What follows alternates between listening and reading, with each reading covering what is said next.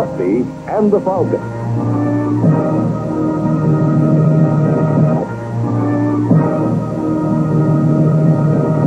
We're bringing you a very unusual story about a very unusual bird, the falcon. Nature's own guided missile and the most deadly predator on wing. Yet the falcon is noble in spirit, intelligent, and as you'll see in our story, capable of deep and lasting loyalty. Now we've asked Jerome Cortland to be our storyteller and to put on a short demonstration as well. You see, Jerry is not only quite an authority on falcons, but quite an archer. And as falconry and archery go hand in hand, who could better tell the story of Rusty and the Falcon? So let's move over to stage 3 and turn the whole thing over to Jerry Cortland. Take it away, Jerry.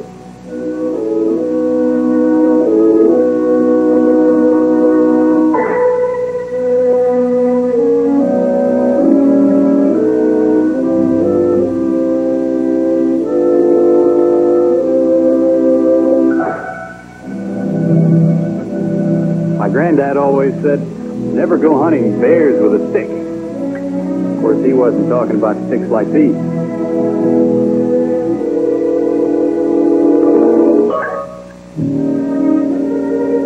Even a light target bow like this can be a deadly weapon, so it should always be treated with respect.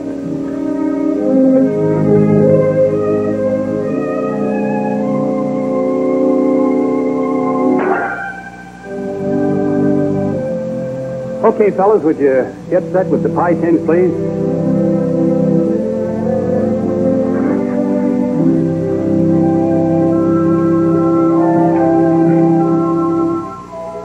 Of course, mostly we use the bow and arrow today for target competition. And unlike the old English bow, which is made of yew wood, most of our modern bows are engineered from laminated wood and fiberglass.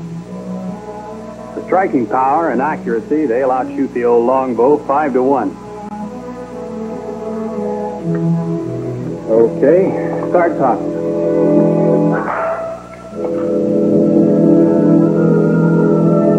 Okay.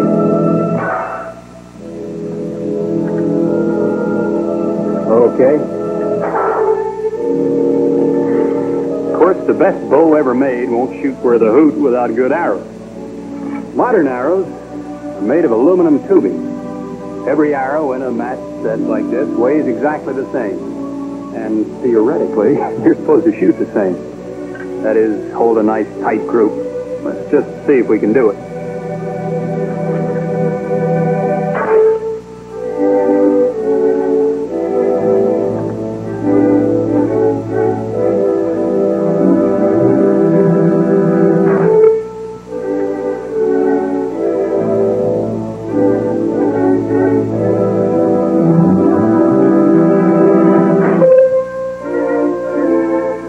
That'll give you the idea.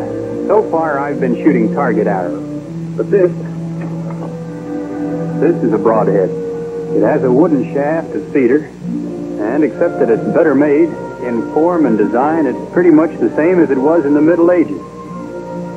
We use the broadhead for hunting and for a special form of competition. Okay, would you set up for the finale, please? Every act has to have a flash finish, so we rigged up a sort of a jerry-built gimcrack down there. First, we have an ordinary soda cracker, then a candle, and finally, a solid piece of 1-inch planking. The idea here is to demonstrate both the penetrating power and the accuracy of the broadhead.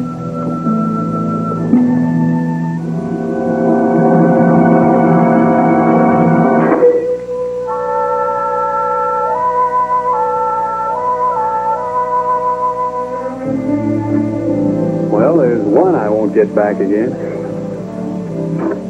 You know, it was the knights and barons of the Middle Ages who first brought the bow and arrow from the field of war to the field of sport.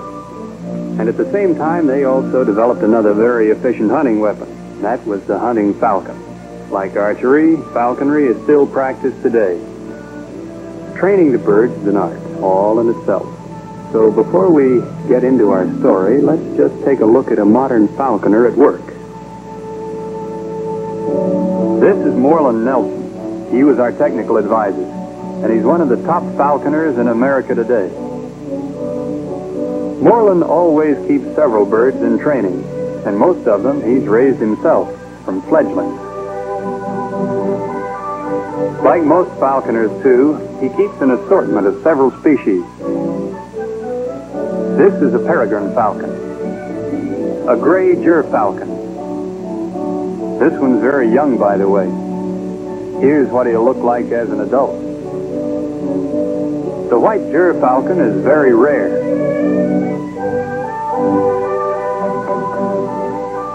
Eagles make fine hunters, too, and are often used in falconry. In a falconer's equipment, elaborate hoods to shield the bird's eyes, a heavy glove to protect the trainer's arm, bells, these swivels, leather jesses, and the leash. The jesses, swivel, and leash are fastened together, and then each jess is attached to one of the bird's legs. After the birds get used to the jesses, the first short flights are made with a long string replacing the leash. Falcons are trained to fly directly to the gloved hand, where they get their reward of meat. Later, from a patch of leather and some feathers, a lure is made, and the bird learns to fly to that.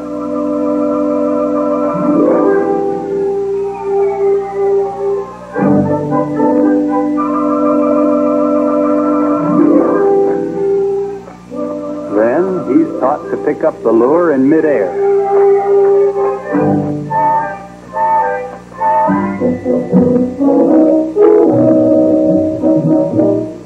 When the big day finally comes, the day when the falcon will be tossed on his first free flight, his eyes remain covered until the last possible moment. The hood is removed, then a gentle word or two from the falconer,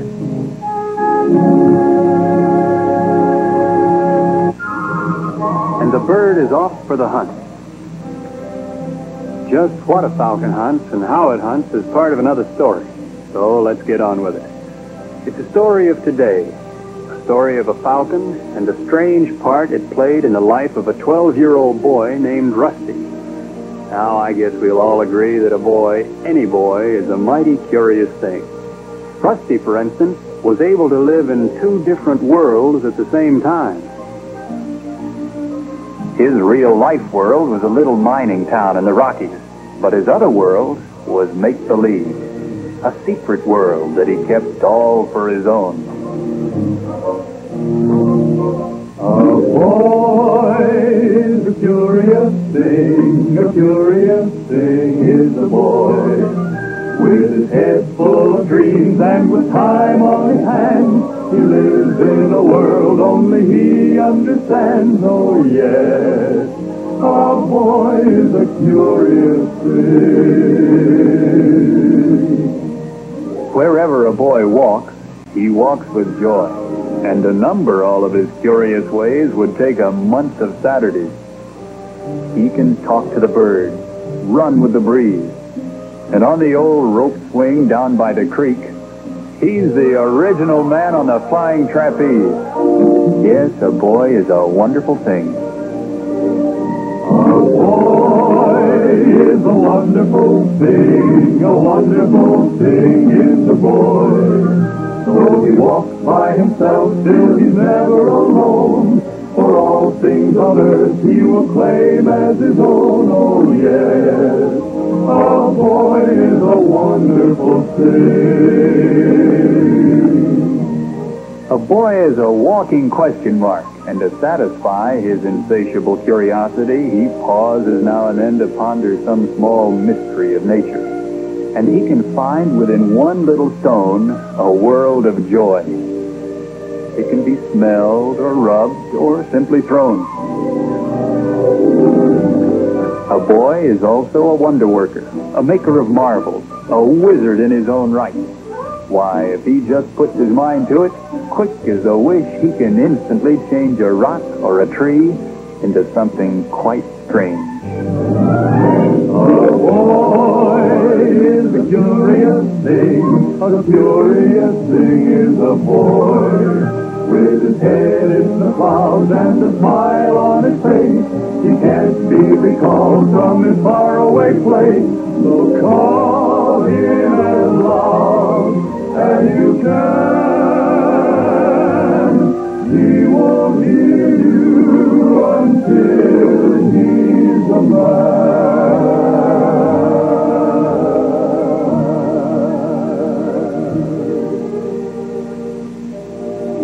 Well, this was Rusty's faraway place.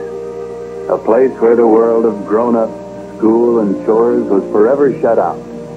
An abandoned mine shaft. The ideal spot for a secret hideout. Now, Rusty was a boy who kept pretty much to himself.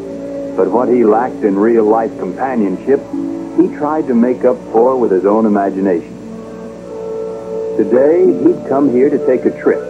He would lead a safari into darkest Africa to hunt big game with a bow and arrow. And as usual, his magic carpet was a book. Rusty lived every word of these adventure stories. To him, this was classic literature in its purest form. The enraged lion charged. His cruel yellow eyes blazed with cold, fearless hate. Calmly, bravely, the young archer stood his ground.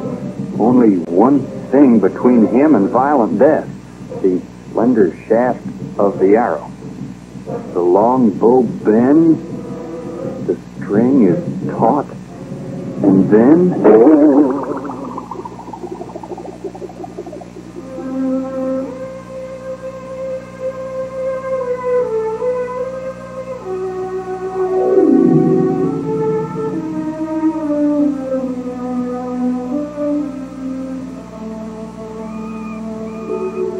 Well, it was obvious what had happened. The hawk had been diving at something and had hurt its wing on the guy wire.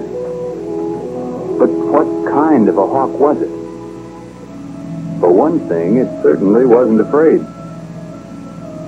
And there was something about its eyes. They seemed to look right through you. Then Rusty knew. It was a falcon. He'd read a book on falconry once, and now wild thoughts went tumbling through his head. He'd catch the bird, nurse it back to health, then he'd train it and they'd go hunting together.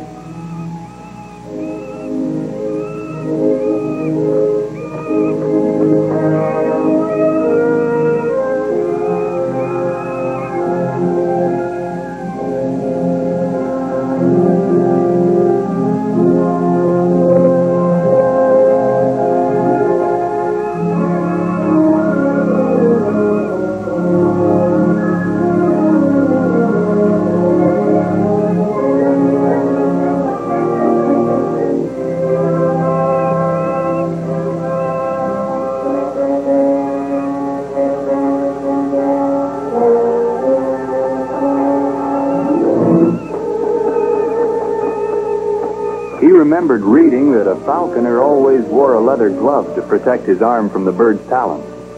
But in this emergency, his shirt would have to do. And the falcon needed jesses. That's the rawhide leash that holds the falcon captive. In this case, a shoestring would serve the purpose.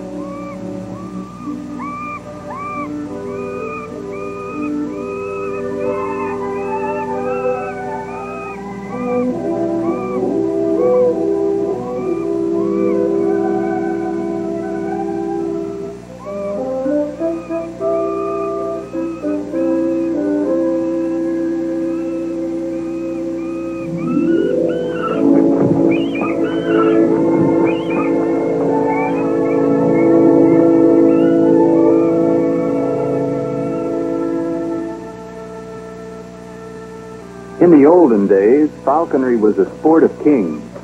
And now, with the falcon on his arm, that's just what Rusty felt like. A king, by golly, a king.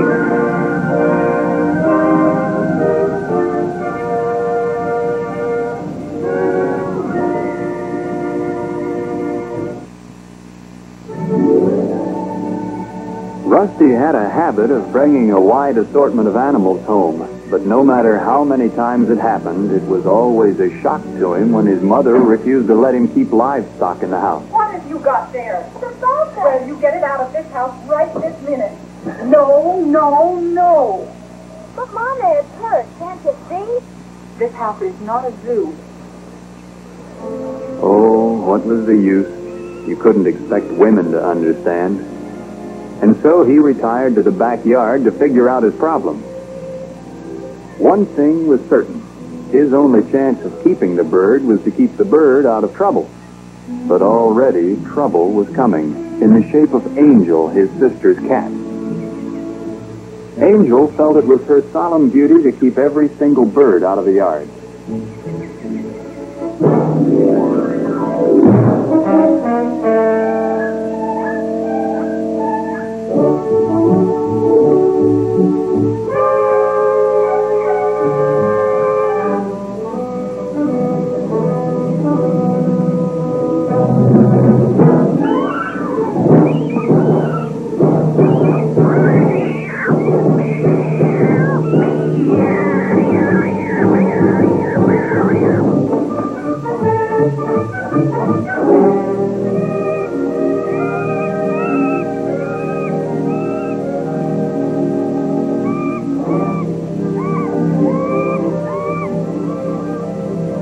Seemed like a miracle, but in spite of Angel's formidable record, the Falcon didn't have a mark on it.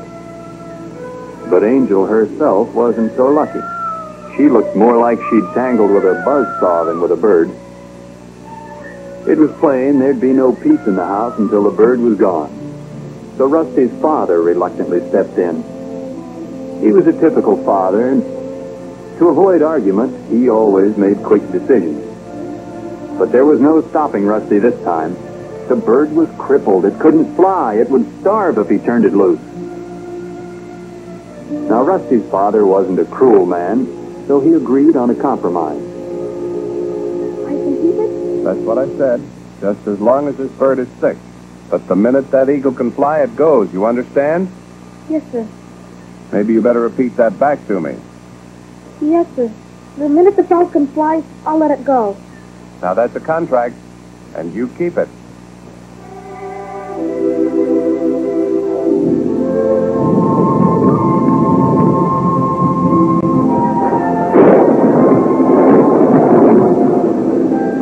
When it rained that night, Rusty won another concession.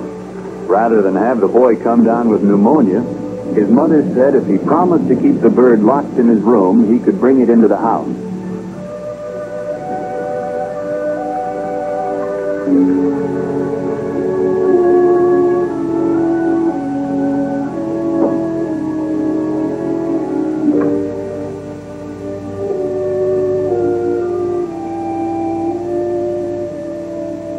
Later that evening, Rusty got out the family encyclopedia to bone up on falconry. But it left many of his questions unanswered. And as usual, so did his father.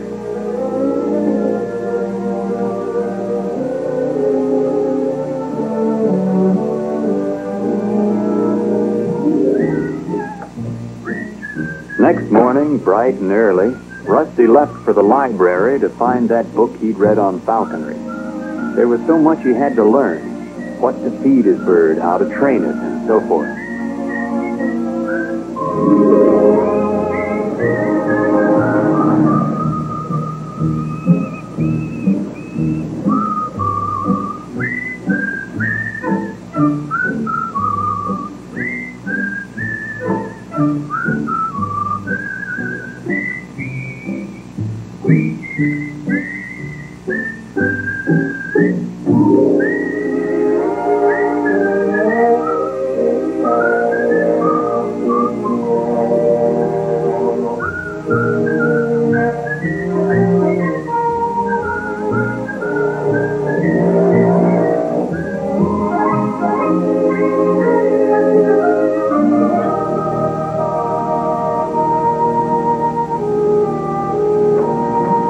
Traditionally, a library is a citadel of silence. But in Rusty's town, it was a tomb. This was due entirely to the rigid rule of Mrs. McMurtry, the librarian.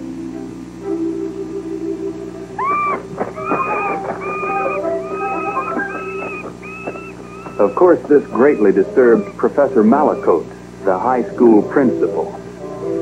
And, of course, the only empty seat was right in front of him.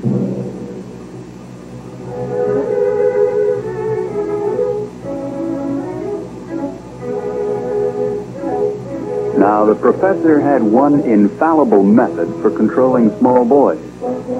He was the grand master of the withering look.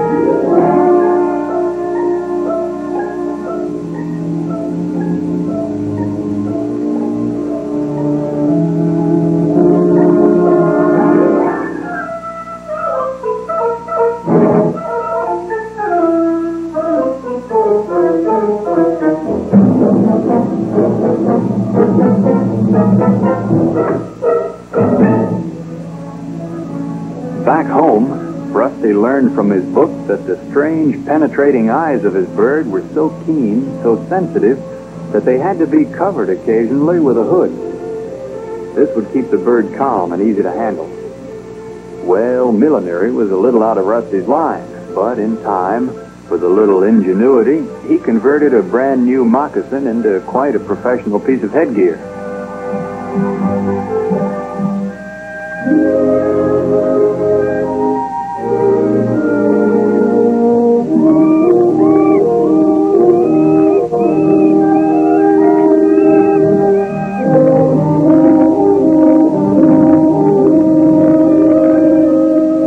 Rusty was pleased with himself.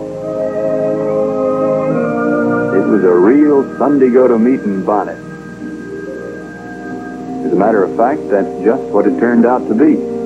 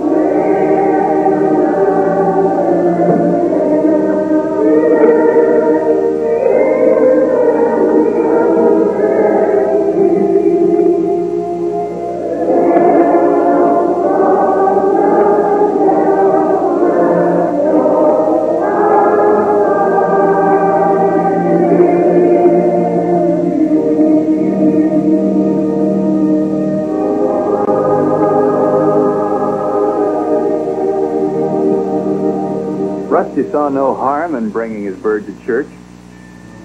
As a matter of fact, it did have a beneficial effect on the collection that day.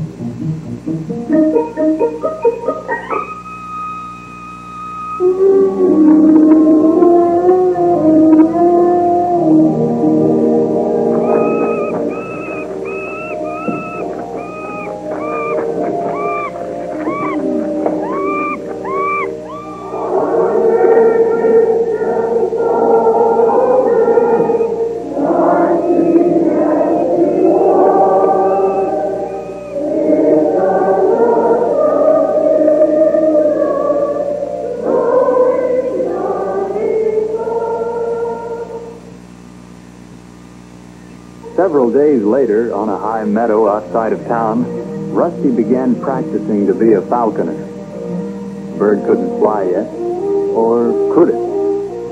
He held the falcon into the wind, and then it happened.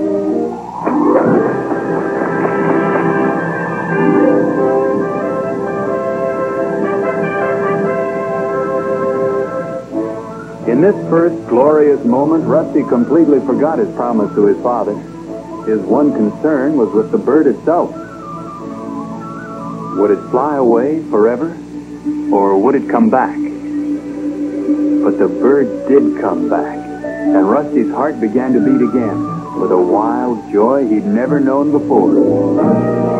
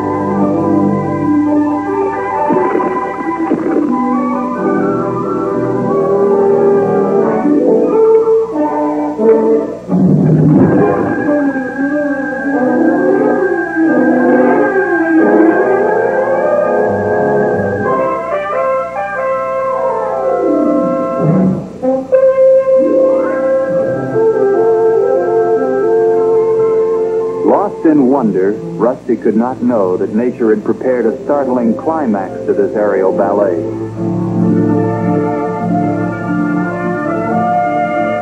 Up from the meadow, another bird took the air, and like a falling arrow, the falcon dropped.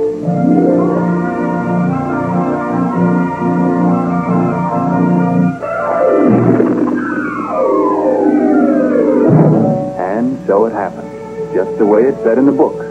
He had cast his hawk upon the wind, and it had brought him a game bird prized by all hunters, a ring-necked pheasant. Rusty was a falconer.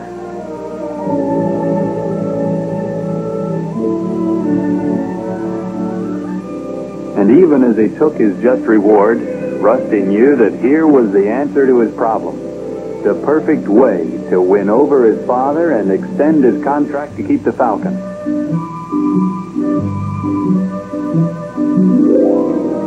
Meat on the table. Yes, Rusty knew his father had a weakness for fresh game, and pheasant most of all.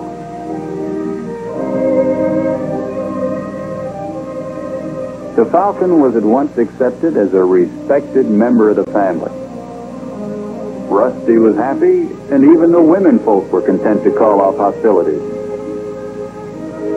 Rusty's father went so far as to toast the success of the new family provider with a drumstick. That was a mistake.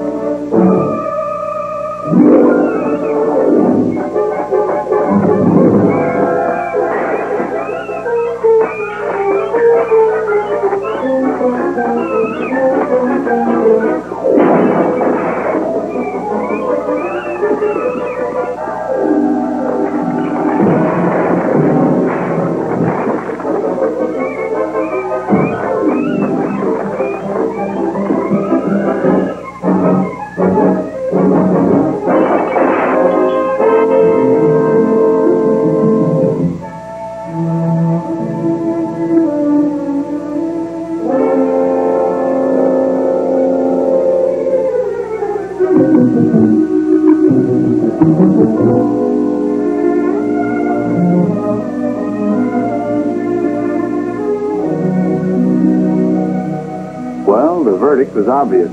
It didn't even have to be said. Rusty knew the Falcon had to go. Next morning before work, Rusty and his father went to the old mine trestle outside of town. It wasn't a happy moment. His father knew now what the bird meant to the boy, but he also thought he knew what was best for everybody.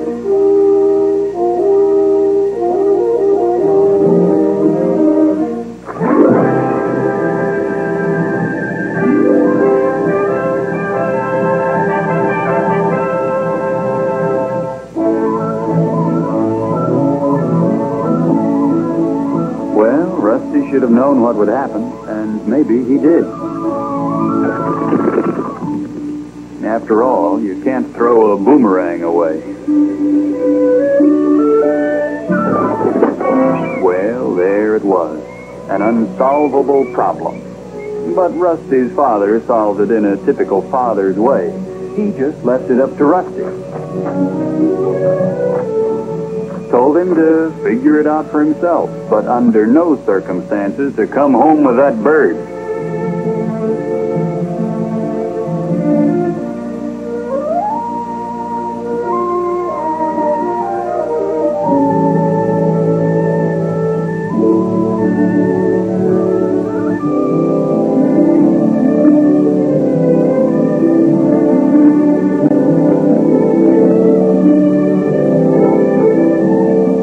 Much of a plan, but it might work. Get rid of the bird, and then, quick as you can, find a place to hide.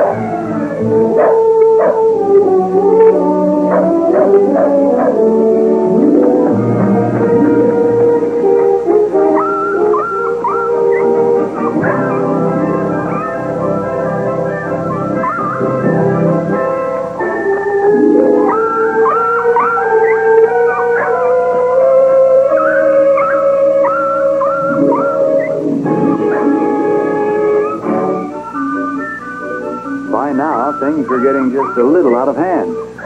Mrs. Davis was convinced the Falcon tried to snatch her child right out of the baby buggy. And then the real trouble started. Rusty saw Joe Morgan's racing pigeon, and Joe saw the hawk, and the hawk spotted the pigeons all at the same time. Joe let out a yell you could hear all over town. He wanted a gun, and he wanted it quick.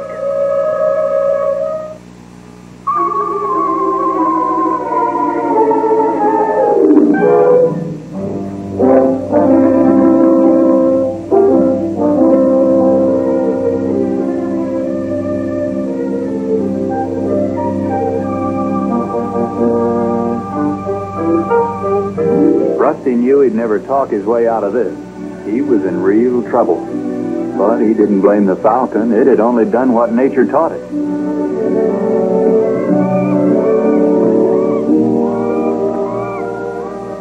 He had to admit the pigeon was pretty dead, all right. And it looked like Joe Morgan was going to make sure the Falcon was in the same condition.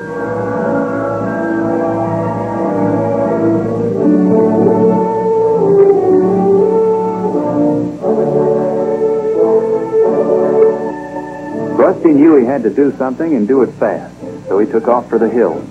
Better let things quiet down for a while.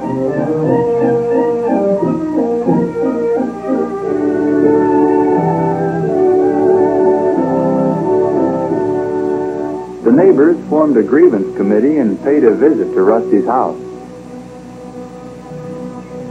Tom Bennett, the police chief, acted as spokesman. Rusty's father understood how they felt and agreed to pay all damages. But it wasn't only pigeons they were worried about. The very lives of their children were in danger. Of course, the Falcon would never attack an infant, and Rusty's father knew it. So he reassured them and promised that he'd take care of the boy and the bird the minute they got home. But right now, home had no part in Rusty's plan. He'd flushed another pheasant, and now the Falcon was about to provide him with his dinner.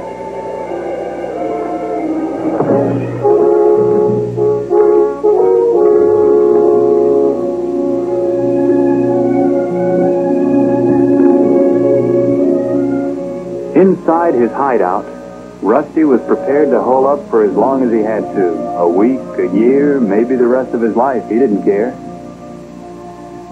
He lived here like a happy hermit, safe in his own secret world.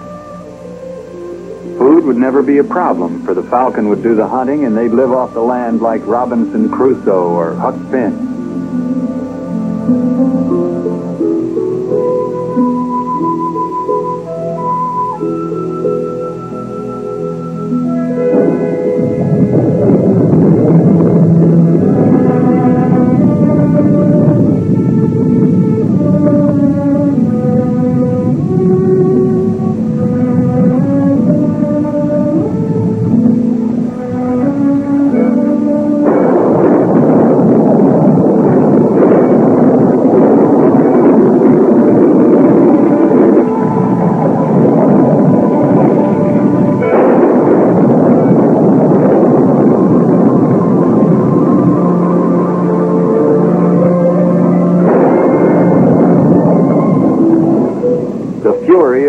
Mountain thunderstorm can shake even the firmest resolve. But Rusty was determined to try to stick it out, wet or dry.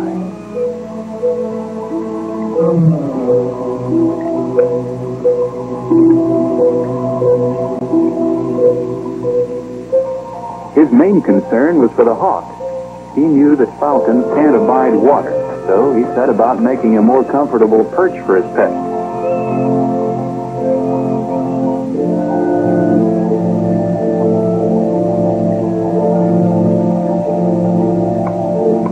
He couldn't know that time, the rain, and these old timbers had set a death trap here.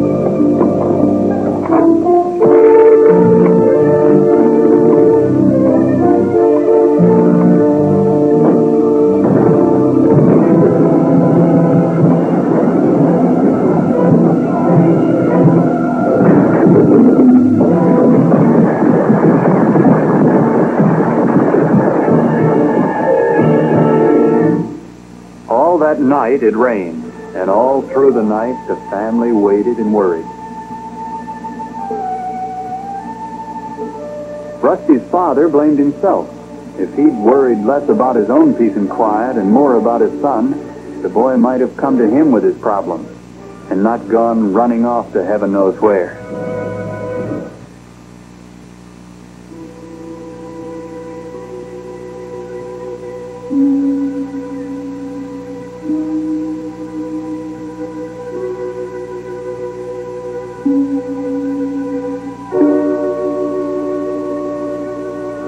A merciful nature had numbed Rusty's mind. He couldn't remember how he'd spent the night, but now his senses began to clear, and he realized he was hopelessly trapped, pinned down. He'd never get out. And no one would ever find him here. He'd covered his tracks too well.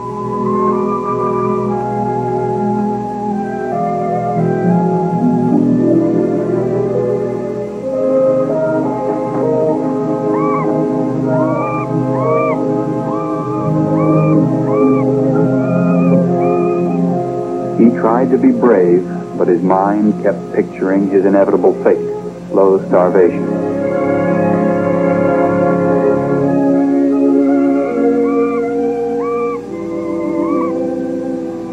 If it had to be, at least he wouldn't let the Falcon die too. It took all of his courage, but he had to send the bird away. Go on, Big Hawk. Good luck.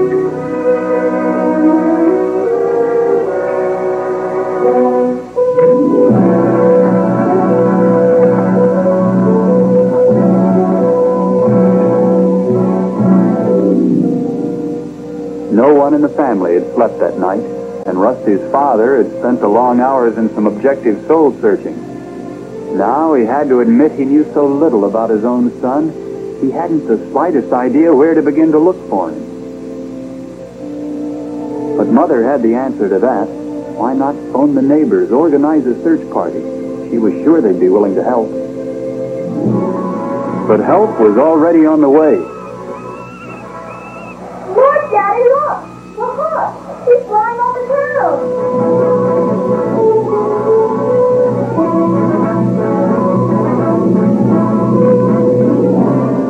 It was a clue and a chance, a very good chance. After all, the bird had always returned to Rusty before. It might do it again, if he could just keep it in sight.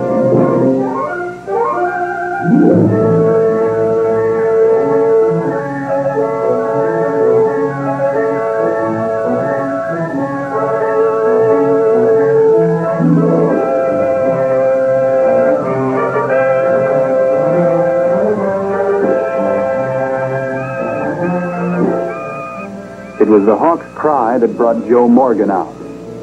Determined to finish the job this time. The frantic yell from Rusty's father was lost in the roar of the gun. It was a hit. Of course, Joe couldn't possibly know what he'd done, but Rusty's father told him in pretty strong language, until he saw that the bird really wasn't dead after all. Joe had only winged. So the chase began again.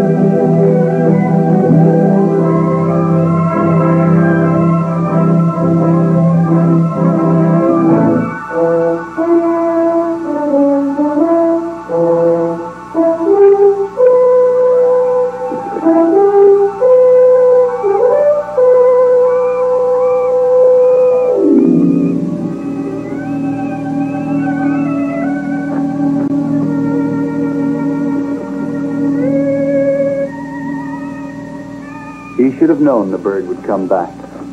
Now, whatever happened, they would face it together.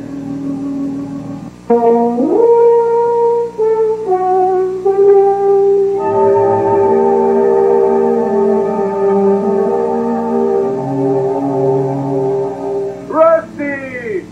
Rusty! Can you hear me? Dad! I'm in here, Dad! In here in the cave! Hurry! I'm in here!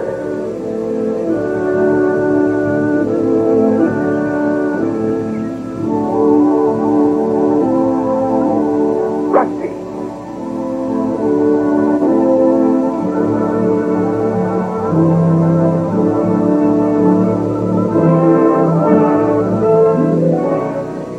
Rusty, are you all right?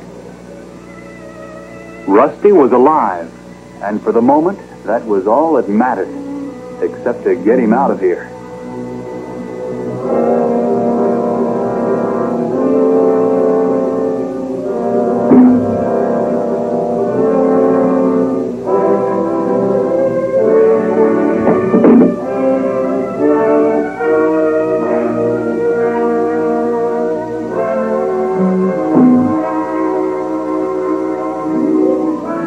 Rusty was pretty banged up and sore, It didn't feel like any bones were broken, but they'd get him right down to the doctor to make sure.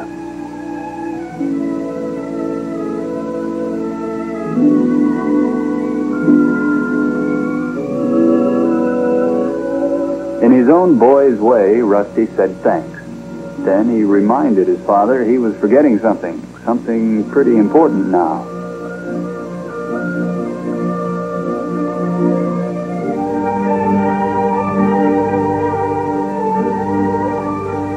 To be a falconer, the book said, a man must possess two cardinal virtues, patience and understanding.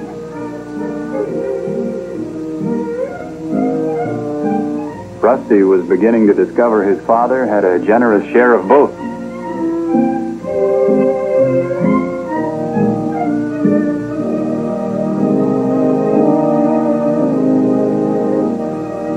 And so that first little lesson in falconry was not to be the last.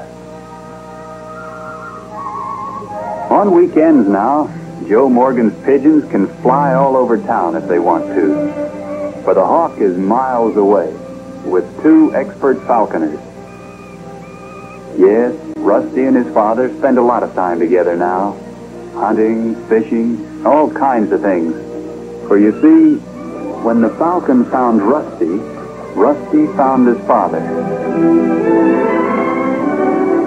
And his father found the rarest reward of all, the strange and wonderful world of a boy.